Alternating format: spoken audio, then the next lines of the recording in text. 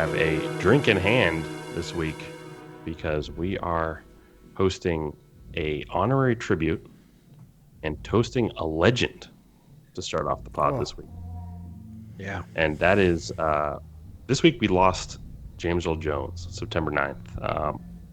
Just a huge tragedy for everyone who's a Star Wars fan, but also it's nice to remember his career and talk about him as a person and talk about him as a performer and just share our thoughts about James Earl Jones, because it just, I don't know, he's been with me since my childhood and he's sort of shaped my youth and my understanding of fiction and cinema and all, you know, he's just such an important figure. And I really raise him up in terms of importance for Star Wars. But he's just kind of the resonant center point, or the resonant sort of keystone of Star Wars for me.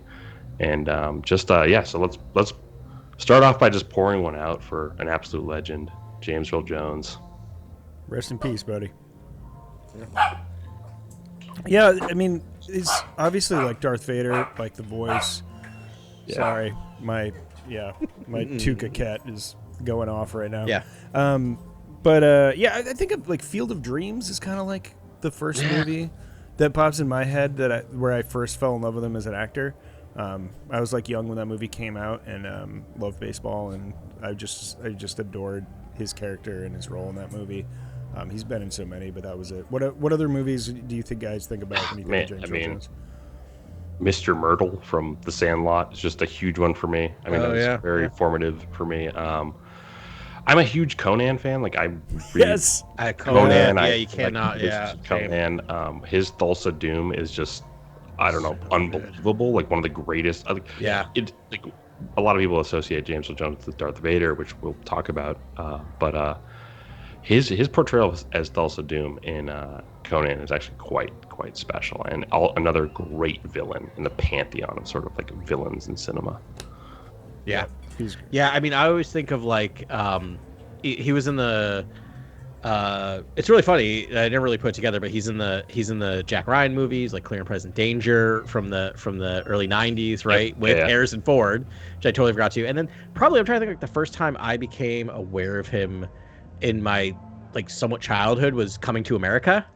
With Eddie Murphy, King Jofar. Yeah, that came out when I was 8, and I probably saw it when I was like 10. I probably shouldn't have seen it when I was 10, but I did. You know, so like it's one of those things that he was always there. I mean, cannot sleep on, you know, just Lion King, like like one of the best voice roles ever.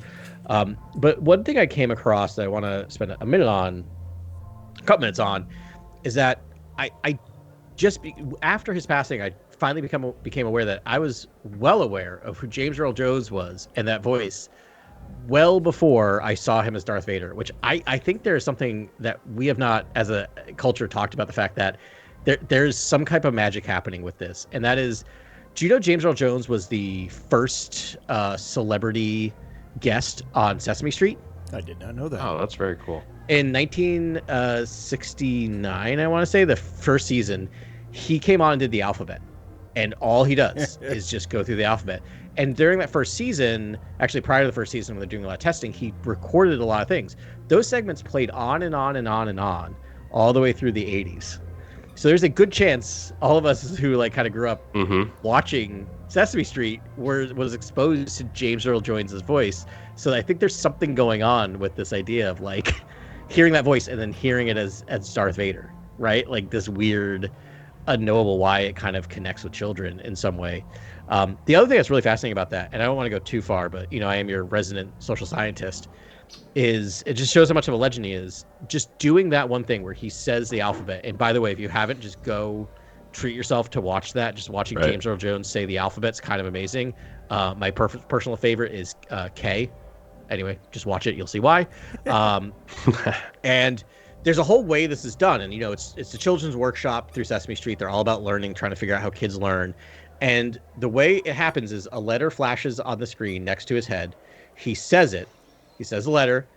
Letter disappears. There's a short pause. Next letter comes up. Then he says the letter. Sounds pretty straightforward, right? But it was actually kind of revolutionary. And what they realized is social scientists and psychologists watch kids watch this. and they watched it the first time, and the kids were really engrossed. The second time, the letter would go up, and they would say the letter in James Earl Jones's tone before he said it. And it actually led to this learning style about this idea of like showing something, saying it, and then repeating it. It's called an invitation, just having the letter there before the person says it. It's called the James Earl Jones effect. Oh wow! Just like That's there's a cool. social science like phenomenon named after James Earl Jones. That's great. Just, fascinating. And that's a little. it makes a lot of sense quick too. story. I mean, James Yeah. Earl Jones like famously had a speech impediment and worked really hard on it, and then became one of the most iconic voices ever. Yeah. Which is quite a hero's journey. Yeah. Definitely. I think one of the most distinguished voices in cinema. Just a voice, I think, that just transcends, all of their voices. He's sort of just at the top of the pyramid in terms of when you think about a magnificent bellowing, voice that just imbues someone or a character with just this powerful presence. I think like just James Earl Jones is right there at the top in terms of thinking about how do we make this character have more gravitas or weight, or, it's just, he's there. He's right there every time. And, we lost him this week, but, Darth Vader and all the characters he played will live on forever. And I mean, Darth Vader has to be the most recognizable sort of famous villain, impactful villain of all time in cinema. Like I'm looking back and thinking about all the villains in cinema, and I'm just like, I really think Darth Vader is just top tier, So Absolutely. sad loss for all of us, but just what a beautiful career and what a magnificent voice.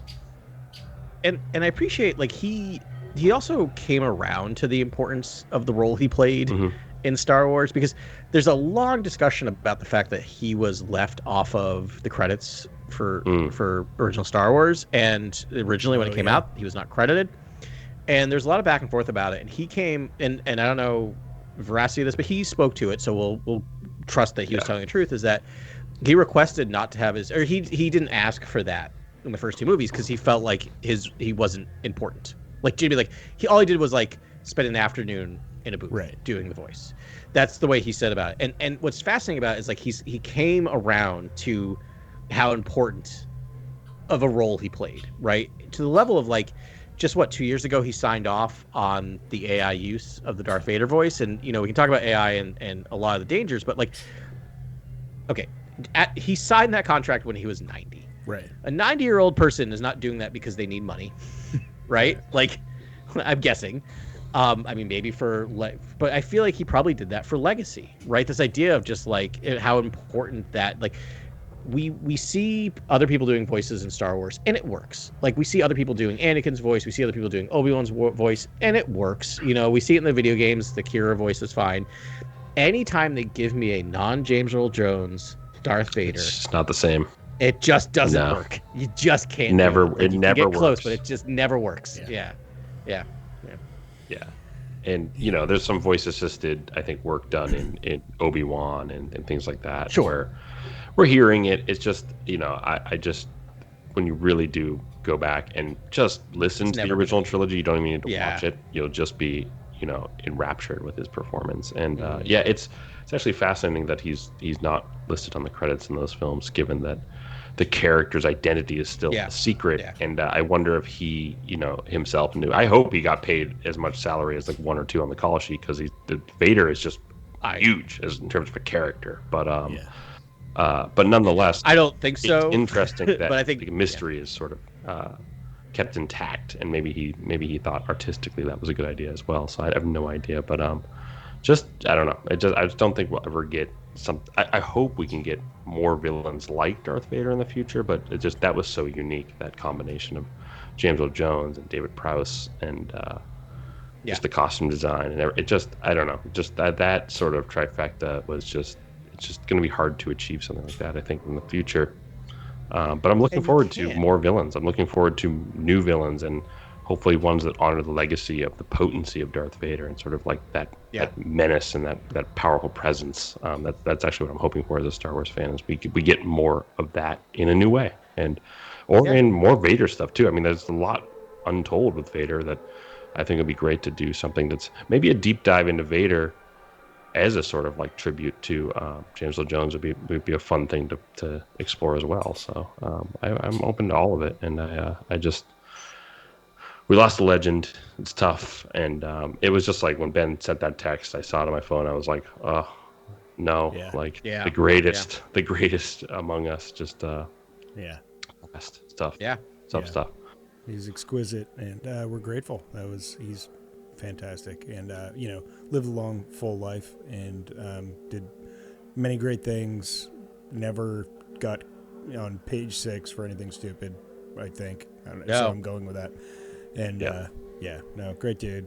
Tough loss, but lived a full life, and now he is one with the Force. So One last toast, and then yeah, we'll head off to the fungal network of Gazian and explore the Star Wars comics and where Star Wars main run is going, which is somewhat of a segue, but I think it's we've been talking about it weeks. We got to cover these comics at some point. So we gotta cover it. I love that segue because ever so often, like, my mind will go like, what if I only saw 1977, A New Hope, and then I read issue 48 or issue 50 of Star Wars comics. I'm just like, it just reminds me of the mental exercise Ben and I did between episodes 5 and 6 when we did the marathon, and we were just like walking around the parking lot trying to recite all of the things that happened in the Star Wars. Like, can you imagine? Like, we were waiting around for episode 6 to start. Like, after that, they had the War of the Bounty Hunters, and then Crimson Reign, and then Dark Droids. Like, we just like listed all of the wacky things that happened. But yeah. And they even nod to that.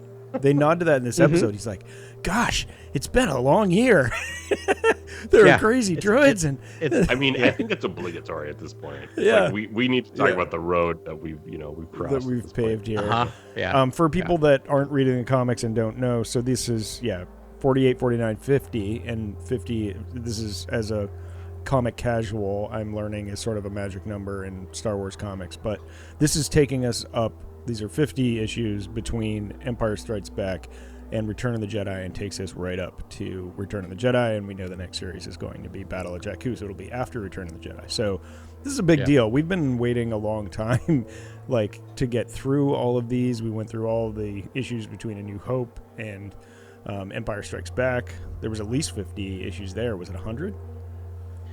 It might have been 100. It was a lot. It was definitely more than 50. Yeah. It was just like, in this one run, in this one comic. It's fun. Yeah, it's interesting. I mean, did I get chills when Leia said, "Let's go get Han"? Yes, I did. Mm-hmm. Did I hear her say the same thing during the War of the Bounty Hunters? Maybe, but it's still like, once you start seeing the track being laid for to return back to the sort of trilogy, the saga films, it's very cool in the comics. That's actually some of my favorite stuff, is when it's leaving a movie, going into unknown territory, and then going back into the sort of like film and the time zone that it needs to enter for the film to take place, essentially. And I love when it plays around the films, and the closer the comics are to the starting and ending points of the films themselves are fascinating. That's why I collect Star Wars comics. It's sort of it's great if you can read those comics that sort of abut the films and then watch the films. It's like the perfect sort of like watch a marathon viewing of Star Wars. Yeah, it's a fascinating magic trick to watch them try to do this, right? To tell these like really compelling major stories,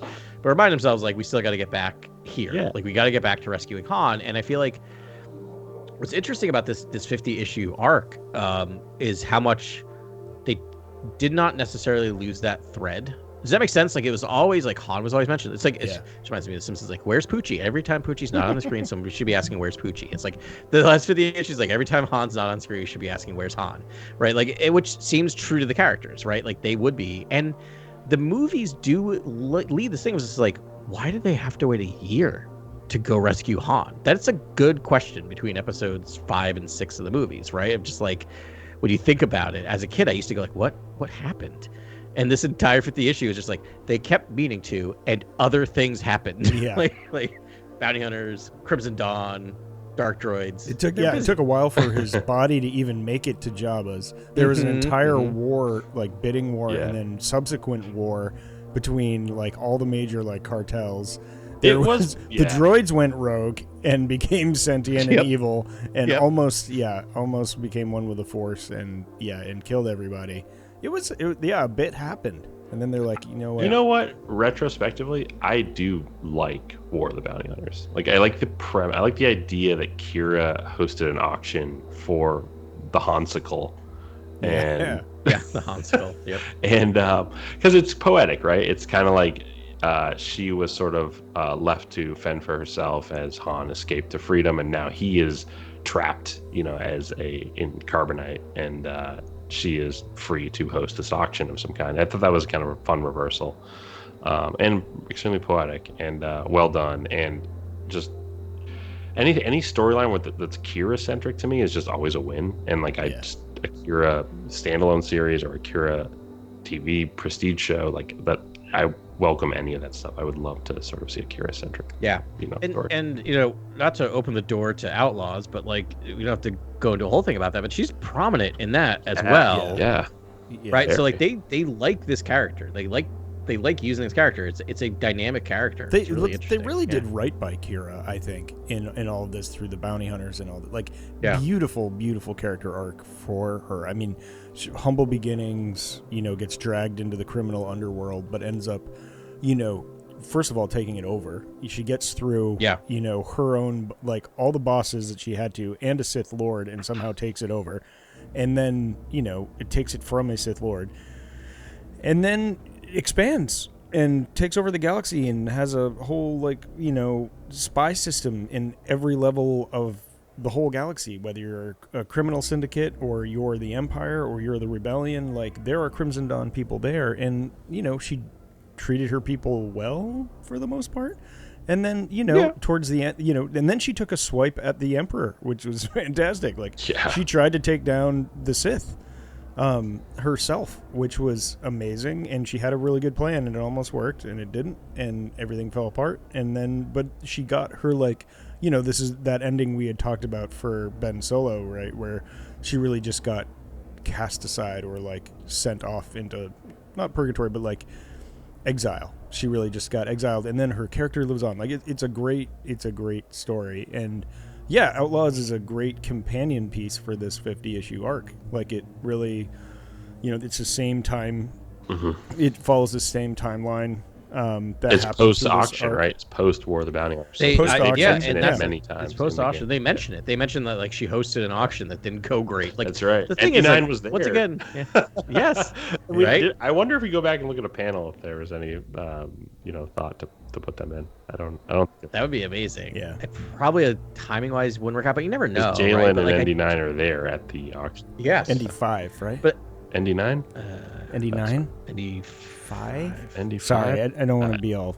You just logged off. I played 2 weeks ago. Yeah, I'm saying ND9. Right. It could be. Mm-hmm. Yeah, I think it's. I believe so. But I will say that I'm looking this up just because I need to know the character name. It's too cool. But I appreciate the fact that the writers of the game are are adding that stuff in. I'm just what we know. This game takes place between 5 and 6. What happened in the comics? And it doesn't take a lot, but there's there, and just doing that, it just feels like part of the universe. Whoa! Apparently Ben was right, and Grant's really angry about it. No, I'm just kidding. Sorry. Crimson Reign was the most compelling part of this time period, and they're the most compelling part in the game too. They're really a fascinating. If you've read this comic and you play this game, suddenly these decisions that Kira's making, there's subtext to it. Grant and I were talking about this before you hopped on, Adam, but there's definitely they makes a decision, and Kay's really frustrated with Kira, but you're she's oh yeah, I'm this she has this front as this big bad criminal gangster overlord, and she has to play that, but that's her Bruce Wayne. Her real her Batman is that she's trying to take down the Sith and the Empire. That's her real thing, and so she's sort of playing both games at the same time. I mean, that's awesome. He is ND5. Okay. Now we know. I was confused. Yeah, so that's a good kind of overview. Do you want to jump into the specific issues themselves? So there's 3 issues, but there's really a 2-issue arc, 80 or 50, 48 and 49, and then 50 is a standalone, which we can talk a bit about. But I really enjoyed the Path of Darkness the 2-issue plot, which was basically the Dust of Alderaan. And this is one of the things I really enjoyed that it did in the comics, just kind of fill people in. Alderaan lives as a fleet of ships, basically. I love that idea. It's very Battlestar Galactica, the new version of Battlestar Galactica. This idea of like this caravan kind of going through the cosmos, and I just love the fact that they are still hunted. They feel hunted for obvious reasons. They're still trying to survive. It's interesting and a very relevant story, and they're just kind of going out there, and the you can tell when you're reading these two issues, basically they need to tie a bow on that subplot a little, but I think they did a really good job of also pulling it into, like, I love Leia's whole thing of just like, I'm all of these things, and I know I need to go blow up a Death Star, but I really want to save Han, and I really want to save my people. Yeah. And Luke just going, well, I think you need to do those things because you're distracted. Like, it's a very Jedi move of just like, these are not selfish acts because you are not a good leader right now until you take care of these things. So yeah, it's just a nice little Luke Leia moment. Yeah, the Alderaan stuff is fantastic. Because it is such a, I mean, it's just like she just watched like her whole planet die and her parents and all those things. Like, and it's like, okay, they're like, yeah, we can still bring that in, and it's like totally relevant, this far later. And I will say it's kind of cool after this, what is canon. So through these, and I guess I'm jumping ahead a little bit, but they, they are this caravan. They decide to disband and go live their lives, the Alderaanians. And they're like, until the Empire's dead, like, we're gone. But it is canon in Aftermath. It was just like a throwaway line, but the Alderaanians built a space station for themselves out of the wreckage of the Death Star as just like an FU to the Empire. After the Emperor fell, they ended up pulling like a hub together for themselves out of like the survivor fleet, I think they're called. Yeah. Yes. Well, they were the survivor fleet in this, but then it became like they actually made like a stable like space station out of the thing, which is I couldn't help but think about. It's super cool. It's a good thing they didn't take the part that had a really important Sith dagger in it, or else it would have like foiled the entire plot of the Resistance. But anyway, whatever. Yeah. That was convenient. Well, it had to be the stuff. Well, that's the second one, though. I guess that's still in space, right? They weren't going to haul it off a planet. And it's a good thing it was a lot bigger than the first one. Anyway, sorry, I just wanted to throw that little synergy in there. I love that. Yeah. I really do like Leia in these issues. I think Leia really is a standout character in this Path of Light sort of two-parter before the finale.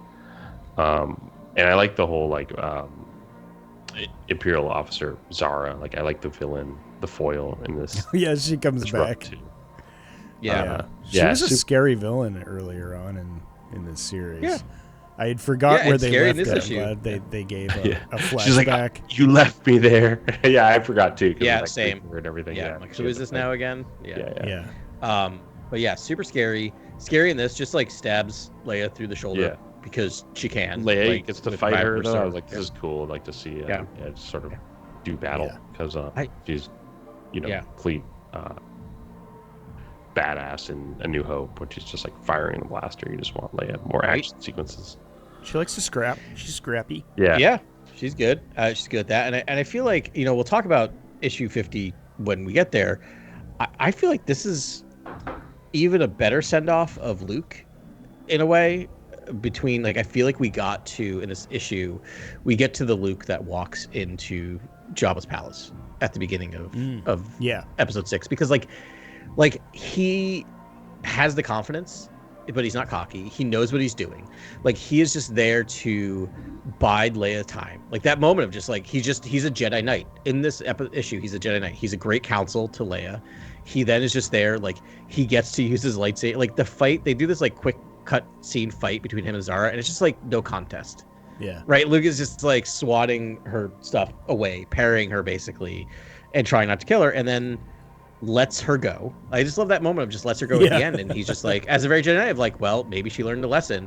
She immediately turns around and tries to kill them, and Leia doesn't want to take the shot, and Luke's basically like, you got to take the shot now. like we gave her a chance. Yeah. And it's a very, it's a very Jedi move of just like, yes, just, I'm consider myself a, not a dyed-in-the-wool pacifist, but a very fairly pacifistic person.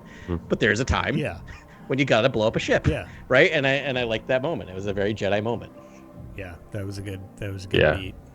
And really telling about who. I mean, Luke did blow up a very, very large ship. or battle station. Yeah, so It's very true. Yeah, it was Yeah. fun to see him like one man wrecking crew. Yeah. Luke, I can't get enough of that. Like the same Luke we saw pretty much in Mandalorian. And yeah, I love that. And he's like, well, got to do what I got to do. He really did pick up some pointers from that book and from his time in the Gazian mushroom fields. that's the whole thing. Is Return of the Jedi Luke is so poised and seems like he's been on a spirit quest for like the last year, and for Sewell to sort of add this mushroom planet into the mix makes perfect sense to me. You know, like it makes absolutely perfect sense that's sort of the Luke we get. Is this? That's kind of the Luke that I thought would persist post the original trilogy. Is this almost like it's sort of like a guru-esque character that has sort of like been through all these trials and tribulations in this sort of Gazian mushroom world and sort of like seen it all, you know, and like there's nothing Is unfazed. Unfazed is perfect. And that word alone is just sort of like perfect for Luke. But again, Return of the Jedi, we see a fun arc with the character where he starts poised and then he sort of unravels, right? Like he gives into his anger towards the end of the movie, and it's sort of like there's still lessons to be learned, right, throughout all your life. There's not you never sort of transcend truly. You're always susceptible to bad decision making, and you have to, every decision you make has to be, you know, a choice that you think that's thoroughly, you know, thought about and made resolutely to do the good thing, the right thing. And Luke, I think Luke has a wonderful arc through all the storytelling so far, but just very cool to add this sort of fungal network planet into the mix, because I'm like, that perfectly surmises basically his attitude in Return of the Jedi. He's been to this kind of a world essentially and seen so many different visions. Yeah. All right. So since we're moving on to issue 50, which is like, we're going to talk about a lot, but I feel like we're going to spend a lot of time on this fungal network. So we saw this, I don't know what, 10 issues before, something like that. Yes, I can't correct. remember, Should we but just it was a while describe it ago. for Grogu? Yeah. Mhm. And so he gets to a planet that's made up of a bunch of mushrooms. And when you fall into it, basically this fungal network scans your brain, makes a copy of you, and leaves you in there. If you escape, so be it.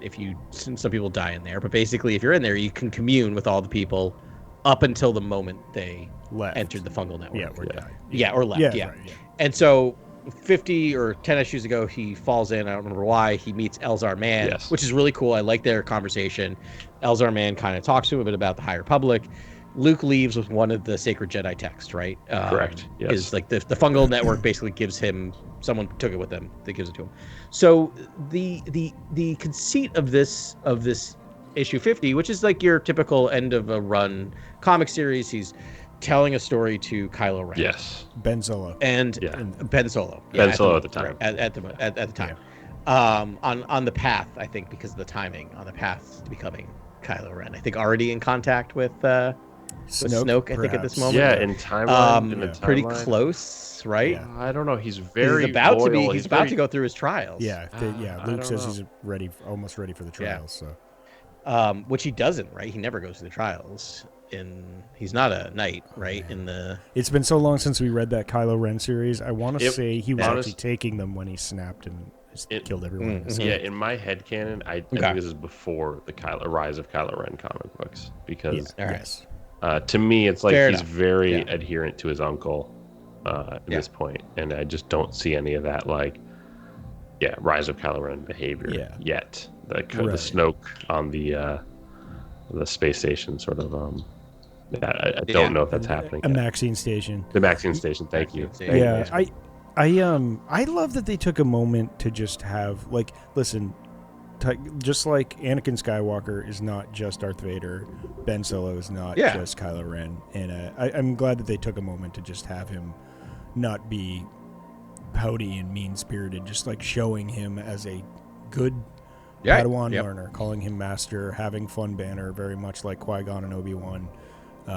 Asking questions. Being thoughtful and snarky and fun, and I really like Ben Solo, the character, very, very much, and so I'm glad they gave us just some of that. Fun plot device. It was just it's a good Yeah. it's a good framing device. I was gasped when I saw that it was going to be a Ben Solo sort of intro and a sort of that the narrative device of Luke telling Ben a story, and I was like, oh my goodness, we're going there, we're doing it. This is special territory in comics, actually. You know what I mean? Like when you open the comic and you read the crawl, and then you move into the first pages and you see like some of the devices they're doing, and this one being like we're using Ben Solo. I was just like, what? This is awesome. Like I just want more Ben Solo stuff, right? And so like this is very cool, and I relished in all of this, and I really really liked just some of the messaging of don't become the darkness. You know, you're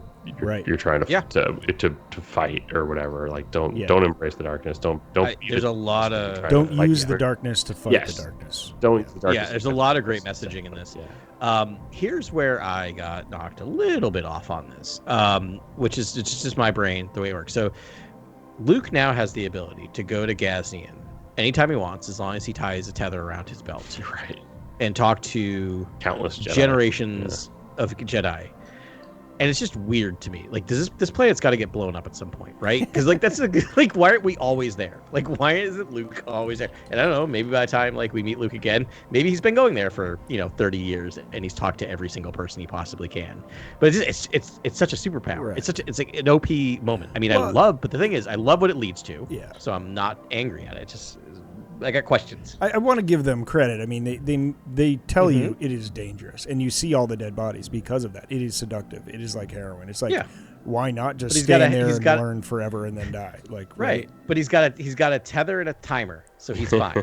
Yeah, I mean, you got to be careful about it. But yeah, I mean, but it's already like the planet calls him greedy. It's like, hey, what more do you want from us? We gave you the book. Yeah, maybe that's a good point. Maybe he goes and they just stop. Because it is. They're like, no, we got nothing else to say to you. It's kind of a hive mind consciousness. Yes, like, I agree. Yes, yeah. The mushrooms themselves are sort of like at the real sort of controller of everything.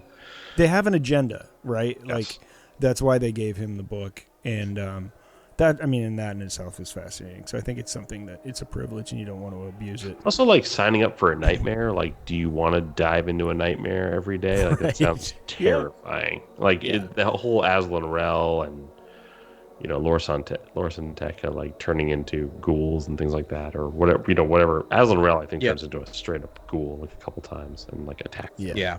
And it's pretty terrifying. Like it seems like they're trying to instill this sort of sense of horror and sublime horror in the fungal network. Yeah, it affects you physically too. It's like it gets under your skin. Yes. It's gross. It like grows out of your nose and like it grows out of your ears. Like the fungus sort of invades your body. It's really creepy. Like the artwork is astoundingly good. I thought it just in terms of like little mushrooms coming out of Luke's nose and ears and stuff as he's trying the sea of mushrooms. Very cool stuff. But yeah, you guys want to talk about Aslan Rel? Do you want to talk about the nameless, or I guess the nameless get named in this, which is and cool. shown, right? Yeah. Shri Karai, which is from the from that nursery rhyme. Right? Yeah, the Shri Karai, which is like that's actually a pretty fantastic, pretty sweet name. Yeah, it's good. Love it. So Aslan Rel has been introduced in Phase 3, and he is a Jedi that used the darkness to fight the darkness. He fell to the dark side in his pursuit to stop the Nameless. But Yoda went and grabbed him and brought him back into the Council to try and help fight the Nameless in a bold stroke. So we've been seeing him do some terrible things, and not really anything beneficial, but like providing some weird counsel to Bel Zettifar and others in the High Republic. But yeah, that's who Luke talks to here. That's the avatar for the Gazian planet. Yeah. Yeah, and then we get Lorsan Tekka after that, which is pretty cool. Like that, and is that like that's a things to come sort of situation there, where it's like, you will meet this person, and you will, discover countless, relics and things like that of the Jedi together, and it's interesting. I'm with you, Ben. I feel like the mushrooms themselves sort of have plans here, or like this is all one. It seems like it's a lot of Jedi lore, and it seems a lot of fate and destiny, but it's really almost these mushrooms are enhanced by the Force and sort of showing him things, and he's acting with things. But it's got to be just the sort of the actual fungus itself, right? Like that's just where I'm at. Yeah. You can get the individual knowledge, but it's almost like the planet absorbs all the knowledge and doles it out as it wishes. Exactly. Yeah, totally. Yeah, but Aslan Rel, fantastic character. He has no eyes. I think he has gouged out his own eyes. He's bald, white humanoid, tall, thin, gaunt. And like you see his, you see him before his transformation too, where he's kind of this handsome young Jedi character. And you're like, wow, that's a fall! Like this guy gouges his own eyes out. Yep, it's just it's terrifying. Yeah. But just always a fascinating conceit to be like someone who chooses the dark, right? Out of the path to hell, and all that. Yeah. He's like, I'm just gonna go for it. I got a good feeling about this. All right. For the greater good. Yeah. So anyways, Luke has all those, and then I think then they find doesn't the fungal network also give him the relic, the Grim, what's it called? Yeah. Grim Rose. Grim Rose. Yeah. So Grim Rose is the most MacGuffin in MacGuffin history, but it's great for the storytelling. The Grim Rose basically allows you, if you have someone's DNA, will kill them, no matter what. Like that's all. You give it its DNA. It's a force object, like a force relic, in which it's powered by the force, and it can find people and kill. It's powered by the force based on if you drip their blood into the box. Basically. Yeah. And what's interesting is Luke kind of talks about later, says it's darkness here, but not of the dark side. Like he says something like that along lines of like it's not necessarily a dark side relic, but it's dark. All right, and their immediate thoughts are, let's get Palpatine's blood, get it in this box. We got to go to Naboo. Seeing Naboo, like an Imperial sort of Naboo, was so cool. Just seeing like the Imperial flags and being back there was crazy. And just when they meet the Archivist, who's like. Just willingly gives them, like, I thought that was such a fun scene. I thought that was just so well written. It was so good. Sewell's it was just So in this scene, Luke or Lando dresses up as an Imperial, has this whole like I'm gonna like do my Lando stuff and get Palpatine's DNA, and she just sniffs him out immediately. It's still just like the rank stuff. You can have it. She calls him a lieutenant, but like his insignia on his outfit is not lieutenant. Captain, something else. Captain. Yeah, exactly. Yep. I thought that was so fun. She sniffs him out immediately. Yeah. But is that just like, no, you can have it because he's a monster and needs to go. I love that. Like not everyone who works within a evil empire buys into the evil empire, right? Like some people are just there because of their circumstances. That was crazy when they see all of the people that Palpatine had interacted with in his past in that big like 2-page spread.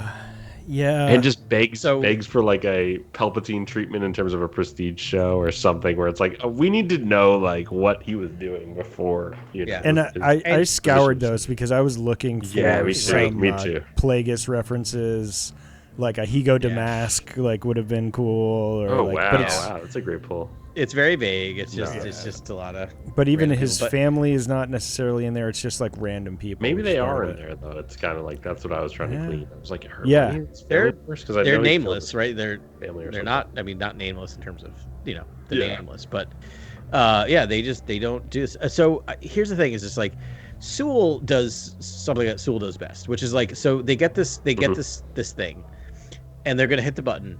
And I'm like, well, you can't have Luke hit this button. You can't have Luke hit this. You do this. And so you just have this moment, just like as I'm reading it, going, well, how are you going to deal? Because clearly this is going to lead to an ethical dilemma. And as they're like starting to have this debate, they're having like they're like 2 words into the debate, and then Chewie just reaches over and hits the button.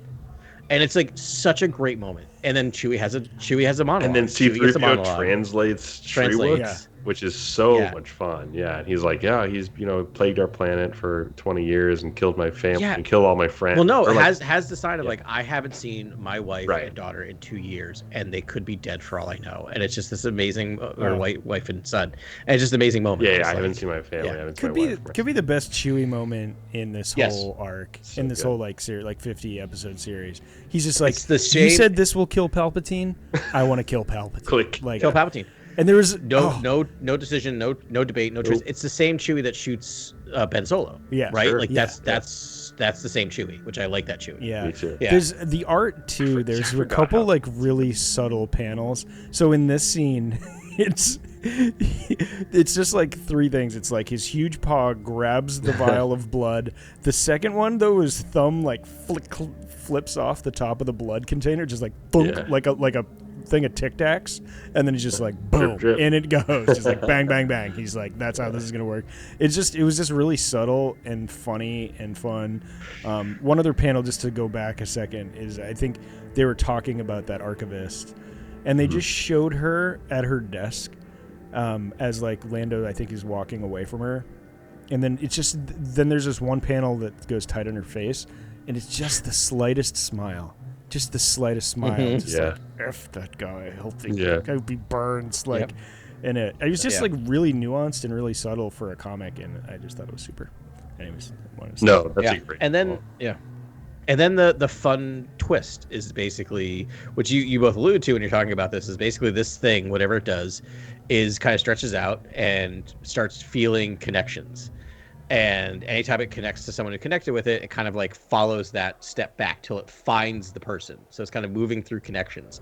And then what we find out at the end is basically it creates a network from people to people to people to people to its target. Once it hits its target, it feeds back and kills all the people that it touched to get there. Yeah. And so they have this debate. They basically have the debate, the debate of like, well, what if it kills 100 people? What if it kills 1,000 people? Like, it's still like, it's still nothing compared to what the Death Star did, right? Like, it's a good debate. It's a good debate for the rebels to have, right? Like, and I think it's a no-brainer. It's just like you can't. I mean, it's a horror movie, right? Or a monkey paw. Like, you just you can't kill. Like, and they're like, so it kills 100 people. That's fine. And then they're like, no. It's like everyone he's ever interacted with. It's like even us. It's like, how many people have we interacted with in our lifetimes? I mean, it's.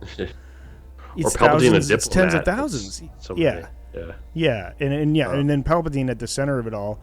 But all they can think about is like, well, it might kill Vader too, and you kill this Sith in one run. But it's like, dude, you would be, that would be the worst act of terrorism in the galaxy since the Nihil. It'd probably kill more people than all the Nihil combined. Like, it's you can't do it. So what, he just like sticks a lightsaber in it to like stop it for a second or something, and then they end up like going back, getting some dead remains and stopping the box. Basically they found someone who couldn't possibly have any connections left, because they were so old. Back to the Gazian. He went to the Gazian body pile. And had to fight through it. As it was, so, but a fun thought experiment, and and then like, how did it end? I mean, like, then they're just like, let's go get Han. Well, then Luke, that's kind of like, it. Messages this more of the story is don't use the dark side to take out the dark side, because you're just get part of the problem at that point, or your moral philosophy, you're sort of you're responsible for. Horrendous, activity, horrendous crimes. Ben Solo takes to heart. It may take however many years, but he uses that lesson at the end of Rise of Skywalker, right? Like, he goes back to light, and he uses the light side to save Rey, help Rey, and yada yada yada, right? Like, so it's nice. There's a little consistency there. There's one of the last lessons pans out. Yeah, I do like that Luke mentioned Palpatine's laugh in this issue. I felt like that was for me. Because I just don't know how Luke doesn't have nightmares of Palpatine shocking him and laughing like endlessly. The trauma of that interaction is like, oh my goodness, and a trauma so deep that his father turns in that moment. It's just like, this is too much. Too dark. Like, we're stopping this. You talk about that moment a lot, Grant, offline, and you're so right. To me, it's like, I don't know. If Palpatine was to return, you'd think Luke would sense it over time and space, given that encounter, that connection, that fear, that foreboding, moment of horror. I think it's just so powerful. And he kind of mentions that in this issue, and I was just like, that is, to me, that's what Luke would think about all the time. He'd be like, remember that time I got shocked like endlessly and almost died? Like, that's just such a moment for him. Well, I mean, there is in canon he wasn't using the Force at all, so you might have been right. He probably would have felt the Palpatine quote unquote return, whatever that means. And I say that because we don't know. He just somehow is still the only explanation. Somehow. I'm hoping sometime we find out what the somehow is. I think that would be fun. And maybe that's where they're kind of going. I don't know. We don't know much about Palpatine, but they usually talk about Palpatine in the Vader series. So, and I don't know if that Vader series is continuing on. Adam, is it? Well, we have 50. It's not. Right? 50's coming out probably in the next week or two. But is it going to go past? I mean, no, because Vader's dead. So that's it. There are 0 after Vader's gone.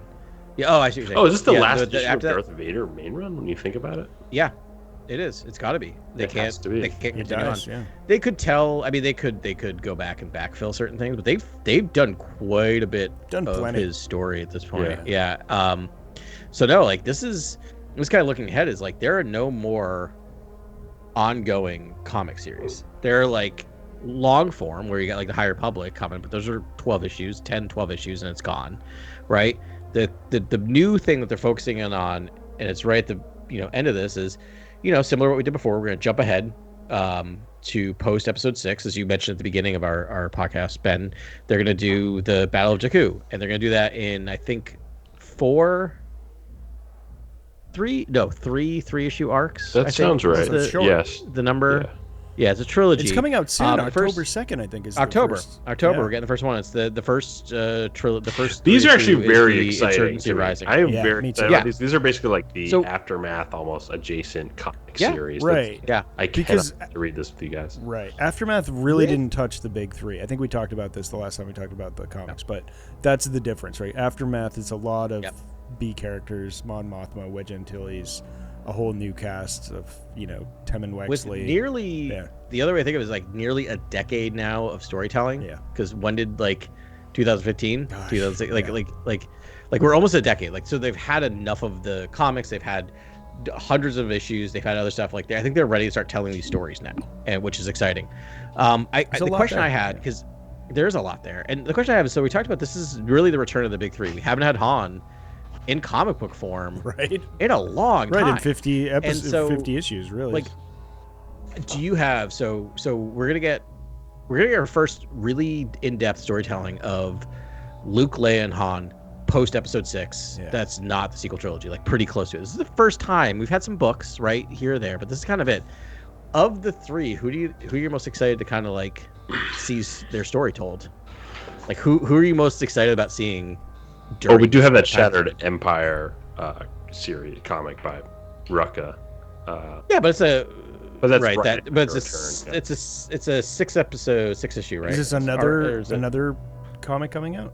No, Or no, is this one that already did? It's just, No, that was like, but it's just also a post episode 6. it's All right. almost immediately canon? post episode 6. It's canon. It is canon, but it was also one of the first things that It came kind of out. introduces Poe's parents, right? If I remember. Yeah. Oh, okay.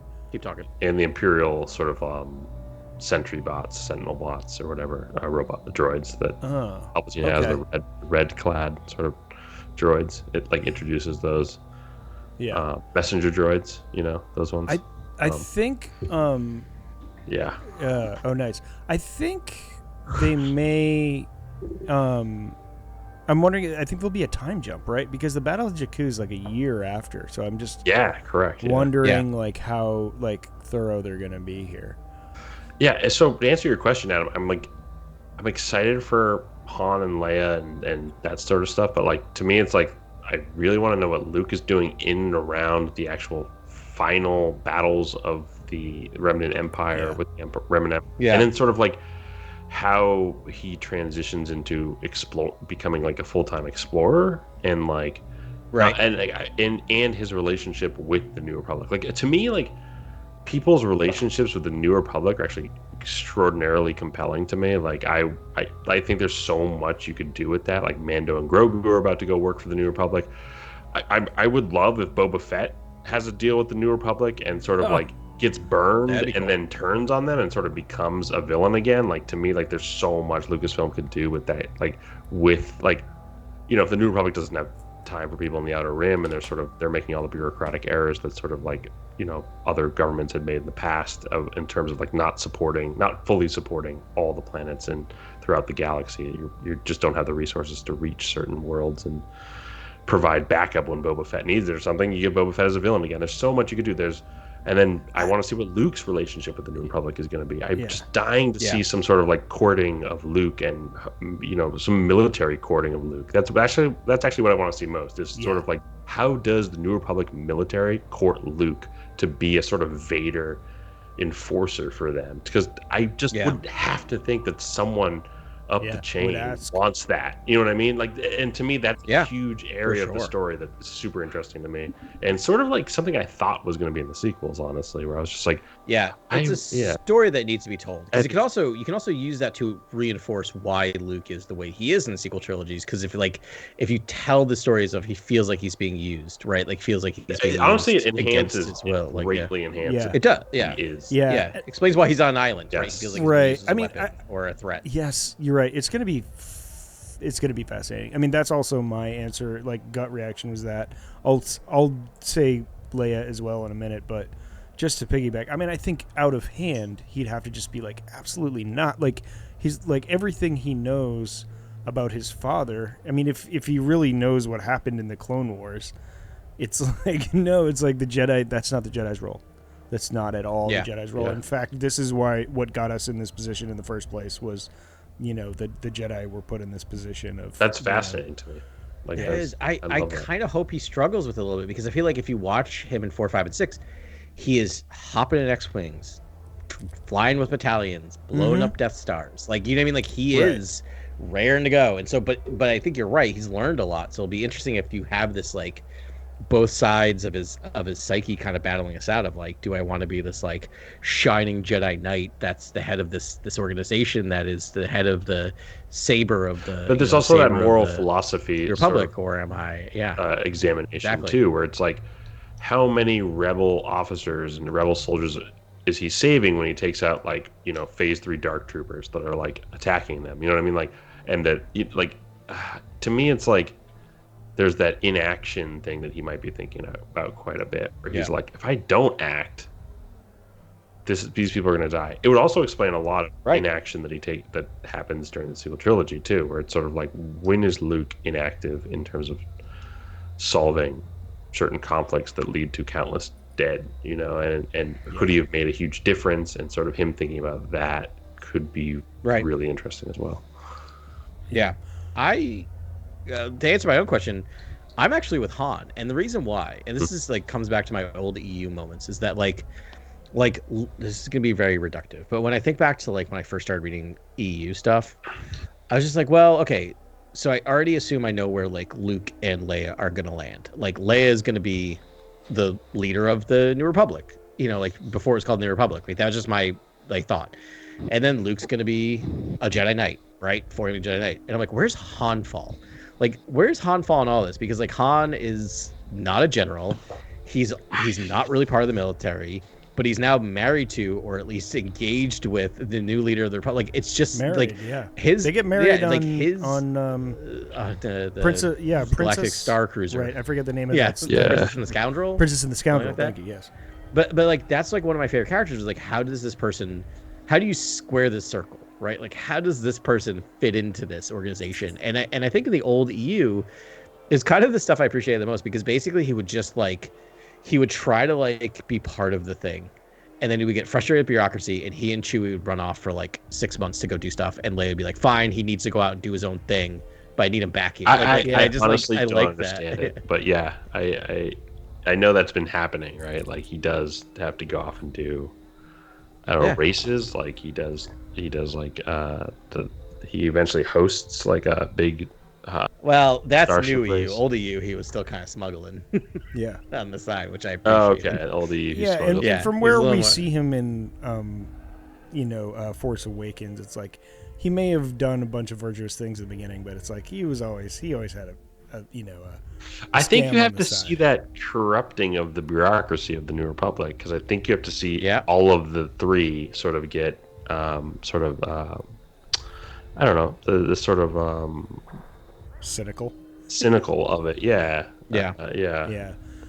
I'll say Leia, just for the sake of argument. Now Leia knows that she has a connection to the Force, Right. Yep. a Jedi tier connection to the Force, and how does she reconcile that, and what does she do with it, and does she feel an obligation to go learn? I mean, we know we've heard like flashback things from like Bloodlines where she was like, yeah, it was a tough time and I didn't really know what to do. We know from The Rise of Skywalker that she did train for a long time with Luke, so we might see some of that. And then how does she balance that with her political responsibilities to the galaxy? Such an important story, and I feel like in the old EU, not that I'm like old EU is better, because boy is it not, but the old EU really did deal with that quite a bit, of just like being pulled in two different directions. And I like the way they would do that. Now they had books and books and stuff to tell. The hand wavy stuff that happens in episode 9 might be the least favorite thing that happens in episode 9 for me, of just like, she had a vision, and because of the vision she never picked up a saber again. I'm like, no, but I get it, because you just decided to introduce this 9 movies into a 9 movie saga. You don't have the runway to show her have that struggle of, I almost would prefer this. It's not that I had a vision, it's that I couldn't do both things effectively. I couldn't become a Jedi Knight and be a leader because I couldn't take time off. I sacrificed my Jedi training. Right. I made a conscious decision not to follow that path in my life because this path seemed more important. Yeah. That to me gives her agency and feels more interesting of a story to me than like, no, I had a vision, I couldn't do it. I totally agree, Adam. I'm just going to say this is one sentence, Grant, and then you can go. It's just very Greek myth. It's like very like, it is. Yes, very but then much. this super powerful person had this vision of how everything was going to play out, and it completely altered her trajectory, and that's it. That's just it. It is. It does fit into. Right.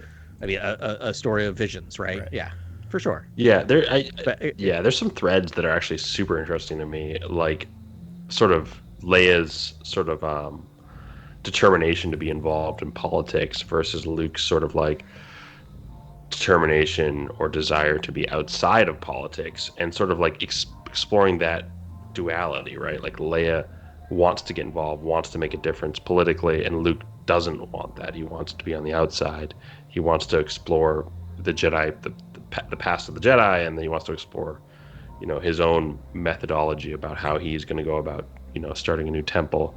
And he wants to be with, outside of the political sphere, where she wants to be very active within that. And it's like, to me, and like, it's sort of something they could have mined in the sequel trilogy, in that like, I'm here fighting the good fight and you're in isolation, and let's bump heads a little bit about that, and let's bring this to a catharsis, in that maybe neither of us are right, but nonetheless we need to come together and we're stronger together. Maybe that's some sort of something, but you do feel that you do get a sense of them being back together is very, very, very important. But that whole thing, but then to what you're saying, I would love if Leia goes off and trains, and it feels like this away mission with Luke, and then when she gets back to the New Republic, maybe like the corruption has set in or creeped in a little bit more, and she's like, I need to put on my diplomat, attire. I can't leave this alone. The second I leave it alone, it starts going to rot. Being a Jedi is not doing as much as what I could do politically as a senator, and not just a senator, but she gets elevated to some other position, I believe, role.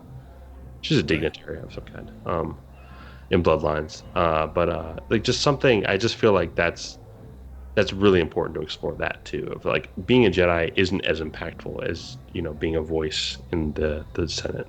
So yeah, I'm excited to see Leia as well. So yeah, and Leia training and all this stuff they could do with Leia and Force powers, and sort of that starting, right? Like the sort of like the Force powers beginning, and then how she utilizes them to start. And in Rise of Skywalker, I think she bests Luke. Like, she seems to be the more adept Jedi Knight, Jedi character. It's like, I want to see that start. I want to see the comics really take hold of that idea that, like, if she embraced the Jedi path, she would probably be a far superior Jedi to Luke in terms of like combat prowess, as we see in Rise of Skywalker, but also like, who knows, Force power, just the her grip of the Force just feels like maybe slightly higher than Luke's. Yeah. I'm actually really excited about how short this series is planned for. And because like it's going to be really exciting, but it's such fertile ground. This is stuff like I could just watch the buddy comedy of Lor Santeca and Luke Skywalker forever. I would love for them to make an animated series out of that. Just going around the galaxy seeing wild things like would be so great. Just chasing down artifacts. I agree. And learning about the Force, the nature of the Force. Like I could watch that forever. Agreed. And there's a lot of good things in there that could run in parallel with, but also Palpatine, right? Learning about and Lando. Operation I want to know Cinder. how Lando ends up in that yeah. tread. Right. Right.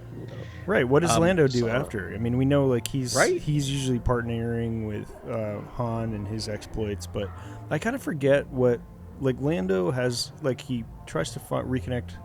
Well, I think he has a daughter, right? So he makes a connection with someone. He has a daughter. Gets stolen or kidnapped. Yeah. by So that stuff might be going down. And like he's what is the next move for him? Is he going to build another business? Who knows? Yeah. The other thing I want to mention, so just this is a little like behind the scenes or whatever. So each series is 4 issues. It's so funny. They only show you the covers of the first 3 of Insurgency Rising, but it's a 4-issue miniseries. That's why I stopped for. I'm like, I thought it was 4. Why are they showing us 3? And I was also just like, well, so that gives them a year of runway. It takes a year to tell the story. Yeah. No, these comics are coming out weekly and bi-weekly. Huh. So they're going to actually get through this whole thing by I think February of next year. Wild. So they're going to tell these 12 issues. So it's really interesting. We're we're what's not going the to have rush? to sit here and wait. Right. I don't know, but I'm I happy love that about not having question. to wait a month between. Yeah. So, because I thought maybe they're doing this because it gives them a year to figure out what are we going to do. Are we going to keep doing a continuing series? But they got to have something on the burner. I mean, if we're talking about February, they've got to have a pretty good game plan for next year. Yeah. Yeah. Interesting. One stuff. word: Snoke. Snoke. I hope we do see some more of that. We're the only ones that know that Snoke is a strand cast of Luke. Right. Just the comic book fans know that. Yeah. But it's Through it's a single big. panel, and I think Darth Vader, right? Yes. Yeah. Yeah. I mean, there's a Luke hand in a jar. In a jar. In Exegol. You know. Yeah. Come Well, on. we don't In know Exegol. if it Right, was, yeah. but it's pretty much. We know. No, we know. No, and I'm not one to jump to conclusions, but but I will safely jump to that conclusion because it just makes too much sense. Yeah. All right, guys. We've been very positive about episode 50, but I need to bring a negative comment to this thread. Very All right. serious oversight. Dark Side Corner. Extremely serious oversight. Well, it's funny you say Dark Side Corner. It's not that, but it is a corner that we have very often, and it is lightsaber glaringly omitted here. Oh, I see where you're going. Go for it. I know you're. Oh, that is a don't bummer for see- you. Oh, the green lightsaber. Yeah. How Luke, Crystal. Yeah, we don't. see how or Luke. why Luke changes over Right? to the green lightsaber. Well, he builds it in the cave on Tatooine. So, All right, that, so- we got to give him that. Yeah. That- So for the that- super well- nerds, will know that it was a deleted scene from Return of the Jedi. Right. They showed him putting together his green lightsaber inside the cave, just outside of Jabba's palace on Tatooine. Like minutes before he goes in, he builds a lightsaber, pops it in, the dome of R2D2, and then goes to save Han. But why? The deleted scenes are also not canon. Let's just say. Yeah, right now. they're not. Right, So they don't not have to canon. honor those. They could have Yep. done something else, and they just didn't. And I mean, I get the whole they wanted to. It's much more there's no reason for him to explain to Ben Solo why he switched over to his green lightsaber. But why the yellow lightsaber? Right. Where does it go? And why If does the he yellow make another lightsaber was green, Yeah, everything I mean, would so- click, essentially. But there's a yellow lightsaber featured throughout these tales, and not just this issue, but Would you like to hear the? I love the yellow canon- lightsaber decision, by the way. Though Me the too. fact It's they cool. did it out of nowhere is just so great. Well, no, I mean, my favorite thing is not that they did it out of nowhere, but they did it because of a toy that came out in 1980. Oh my gosh! Right. all Like, yeah, because you could pre-order before Return of the Jedi came out. You could get toys, and you got a Luke Skywalker, the original Luke Skywalker Right, for the with Return the of the Jedi yellow was Luke lightsaber. Skywalker with the yellow lightsaber, because they didn't. I think green was kind of last minute, and they also didn't want to give away the green surprise. So that's like literally like now, how do we make the toy canon? Right. There's a lot of that in comics. Let's I make know, this it is. old Marvel Yeah. reference and old So, toy. I love that, and I Yeah, think it's so great. many. Do you want me to read you the canon story of Luke's green lightsaber? Please. From Wikipedia. Sure. Skywalker constructed his own lightsaber after losing his father's in a duel with the Sith Lord Darth Vader. He used it to kill Jabba. That is it. That's wild. That's wild. That canon. That is it. He built it after killing, after losing. Basically, that's like he built it sometime between the end of Episode 5 and the beginning of Episode 6. Yeah. So like it's wild that they haven't told that story in anything. It'd be crazy if it anywhere. was like a crystal that was, splintered off of the crystal that was in the DS1, like, that fired the laser. Like, it must have been a green kyber crystal or something in there, right? It's a green laser, essentially. Well, in this arc, we did see him. There was a great lightsaber arc where he was messing with kyber crystals, and he cleansed a red one, and it turned white. And I think didn't someone just hand him a green one? Yeah, he goes to Christophsis and meets that like kyber crystal expert. Yeah. I forget his name. But, yeah. Right, and then I think he just like he's like, here, have a green crystal or something, or Yeah, that guy was has like, a million crystals. I think he does give him a green crystal in that issue. Yeah, but it like called to him or something, blah blah blah. So it's like it's probably that one, but it like, it That's could probably be. My headcanon was always he went back to Ben's hut and found Qui-Gon's lightsaber there and used Qui-Gon's crystal like that to make his. Or but it could be the Death Star, the Death Star 1 crystal would be an amazing thing. There's like so many all these cool ways you could have done it. Can I? Okay. Oh, this is gonna drive me nuts. So can I? Yes. Sorry, I'm like updating this. So Dr. Quata, as we refer to, he gave Luke a blank crystal, a white crystal. After remember after he had the vision of Yoda, then it turned green. That's right. Oh, okay. Yes, so he So does create once it. again, this is why Ahsoka should have been able to make her lightsabers turn colors in Ahsoka when she became a Jedi Knight again. Right. Anyway, pet peeve of that show. Hate that. She should have turned them on, because apparently the comics have now proven that it's just as you can bleed a lightsaber, you can also imbue it with color. I have kind of a hot take on all that stuff where I just don't like the color changing. No, it's wild. Me. Yeah, I'm also with you on that, Grant. But I'm like, if you're gonna do it, let's do it. The way they did it, I thought was pretty artful. I think bleeding crystals red makes a lot of sense, and that's very cool. And also, saving red crystals just makes them white. It's like you found peace. It's sort of like Gandalf in the, in the lands beyond the sea, whatever. I don't know. It's just like this evolution, and you just white, and that's it. It's like an apotheosis for crystals.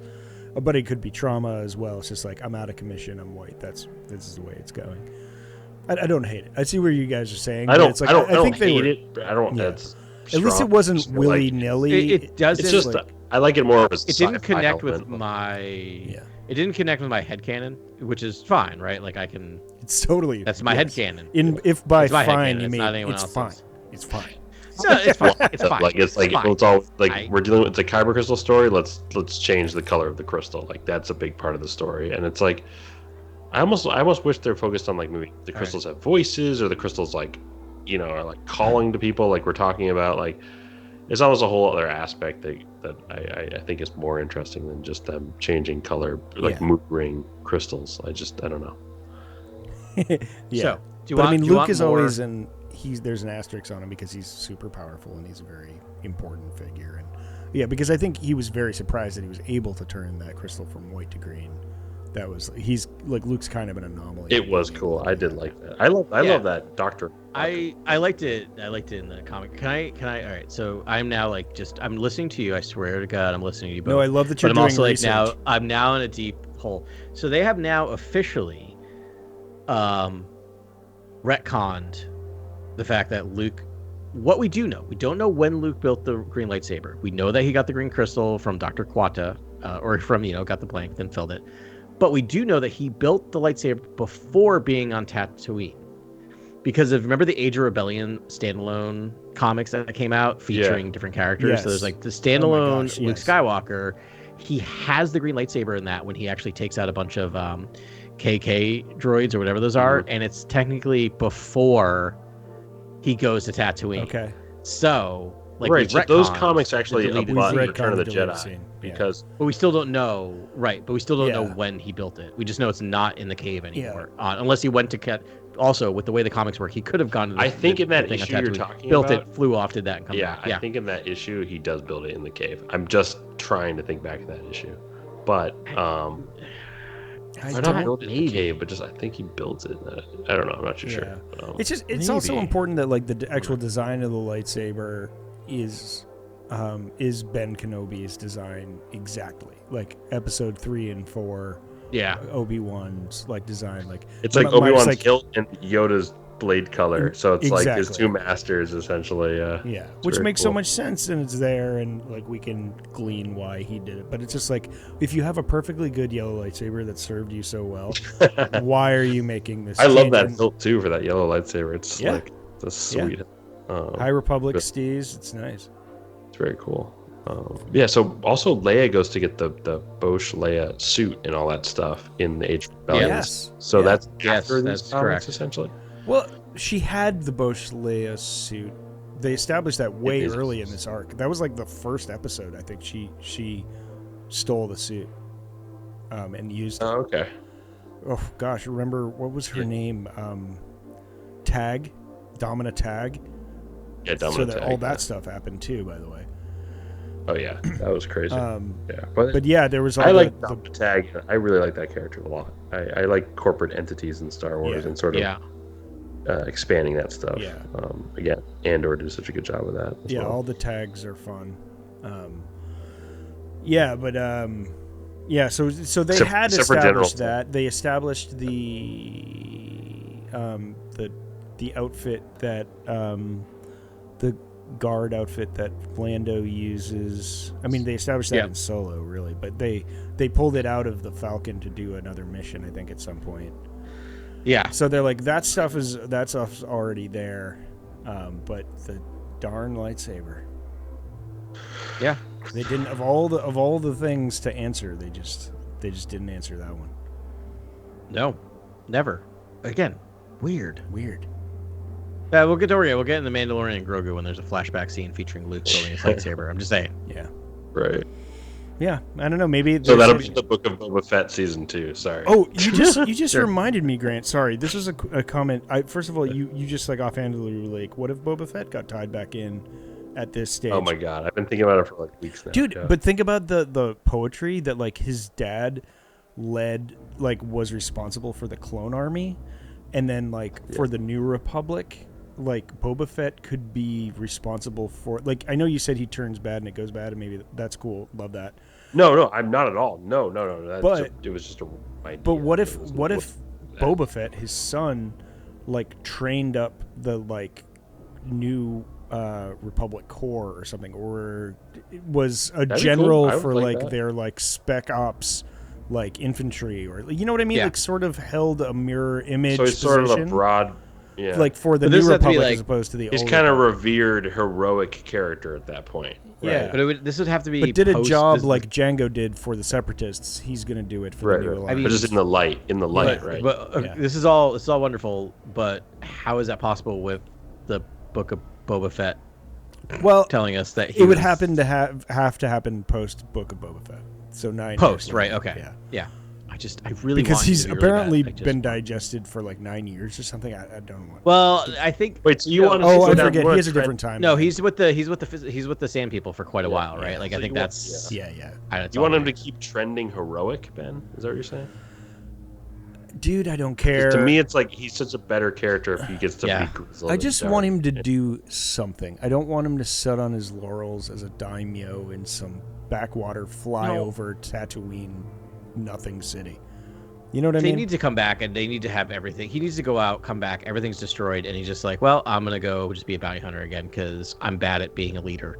like I'm just gonna go wreck I shop. would love to see, or him pass it on. If you want to like poor Mos Espa to thrive, like he passes it on, and turns out Black Chrysanthemum is an amazing civic leader. Like, I don't care. Like, whatever you want to do with that. But I would love to see more Boba Fett. But what you're saying would be a very poetic sort of, like, maybe that sort of helps save the Republic in some way, the New Republic, and bring some more to the galaxy. Or, he performed... Actually, you know what it could be is, like, we need to go up against Thrawn's, army of zombies. Yeah. Well, who are we going to get to help train us up? And, like, Mando's like, I got a guy. And Boba comes in to help train some elite force, or he's a general in a Mandalorian army. They didn't have enough of those. So I don't know. There's something there. There's something there. I mean, that's exciting. But, I mean, it's not just Boba Fett flies in and then shoots all his rockets and, like, blows people away. Like, a little more depth to his character and some sort of poetic. I like the idea of, like, something passing Tatooine, and it's like getting harried by pirates, right? There's, like, lots of pirates that's sailing some sort of New Republic vessel, and then Daimyo Boba Fett gets involved with Fennec and all his, mods that roll with him and his crew, and sort of, like, help defend the thing. But then, like, when they, when it comes down to the final battle between whatever the threat is, like, a New Republic officer, like, shuts the door on them or something, and it's just like, nah, like, I'm gonna survive, and you guys are just, you're helping me, but I'm not going to, like, the backup's not coming. You're pirates. What do we matter more. You're part of the sort of pirate culture that's out here. You're part of the Outer Rim sort of fringer culture that's out here. I'm from the core. I thought that would kind of happen, and then it throws Boba Fett on the other side of the field again as a sort of, like, disenfranchised bounty hunter or something. You know what I mean? Yeah, I want him with a chip on his shoulder, not being a daimyo. Like, I want him I want to be his dad, just a man trying to make his way through the galaxy. Me too. That's all I ever Desperately. wanted. I will say that based on how Tamara Morrison's talking currently or recently when he's been at conventions, doesn't sound very likely. Right. Well, the funniest thing too is that, like, Darth Vader, like the evil of the evil, is like no disintegrations to him, because he is even morally, more bankrupt than Darth Vader. And I was just like, how does this character, how is, like, pretty much one of the darkest characters in all of Star Wars, become as heroic as he is in modern Star Wars? And it's just, to me, it's like, if Darth Vader has to tell him to not use disintegrations, it's this guy's a bad apple. This guy is dangerous. The simple answer is everyone's obsessed with the hero's journey in Star Wars, that everyone has to go through the hero's journey, as opposed to there are other journeys. Right. Make Boba Fett dangerous again. Oh, God. Nothing make again, please. Please. We can kill that phraseology forever. Yeah. I don't know where I heard it from. I just came up with it myself. Okay. Yeah, no. I mean, your choice of words was good. It could have taken a wrong turn. No, I know what you mean. We're just turning left on this podcast. Always left. Always left. Yeah. Lovely, man. This was really fun. Great run. Always love talking about this Star Wars main run. It's real. It's just as wacky and wild as it is. It just feels real. It's written perfectly all the time. All the writers who have worked on this have done such a great job, and it's a blast, man. It's a blast. It always makes me think a lot about Star Wars, which is the thing I love the most, right? Like, I just love them. Like, it's making me consider everything. Because it's always the big characters. It's always the main people doing it, and they're written just like, oh yeah, they would totally do these things in these situations. Like, love it. Yeah. Okay. Crushed it. Thanks very much for listening to us this week, guys. We love it. We love that you're here listening to us. And next week we will be talking about Star Wars again. Not sure in what capacity, but it's going to be awesome. But figure it out. Yeah, raise a glass to James Earl Jones and to yourself. And we will do it again next week on Cantina Chronicles.